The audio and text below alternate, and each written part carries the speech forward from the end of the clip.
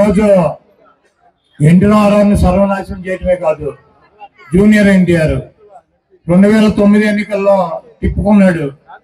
Accident అయి ప్రాణం బాగొట్టినటువంటి పరిస్థితిలోకి వచ్చాడు. అతను కొడుకు పప్పుగాడు, ఈ తుప్పుగాడు కొడుకు పప్పుగాడు ఉన్నాడు లోకేష్. వాడికి తా అంటే తందానా అంటాడు. వాడికి పుట్టినరోజుకి చావుకి కూడా తేడా తెలవనటువంటి పనికిరానటువంటి వెధవ వాడు.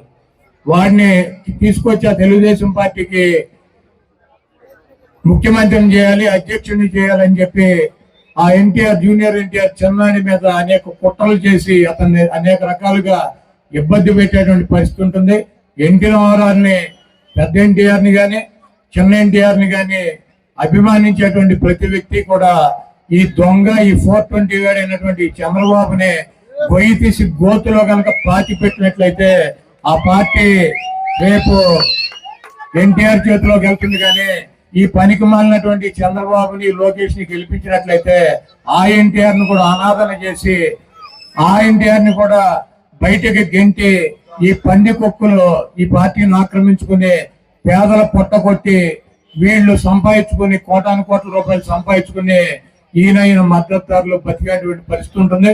కాబట్టి ఎన్టీ రామారావుని అభిమానించేటువంటి ఎన్టీఆర్ అభిమానులు కావచ్చు, రాజశేఖర రెడ్డి గారిని అభిమానించేటువంటి రాజశేఖర రెడ్డి గారి అభిమానులు కావచ్చు, గౌతులచ్చన్న గారు చూపించినటువంటి మార్గంలో నడిచేటువంటి వ్యక్తులు కావచ్చు, డాక్టర్ బిఆర్ అంబేద్కర్ గారు చూపించినటువంటి ఆయన చూపించినటువంటి దారిలో నడిచేటువంటి జగన్మోహన్ రెడ్డి గారికి మనందరం కూడా మద్దతు ఇవ్వాల్సినటువంటి అవసరం ఉంది.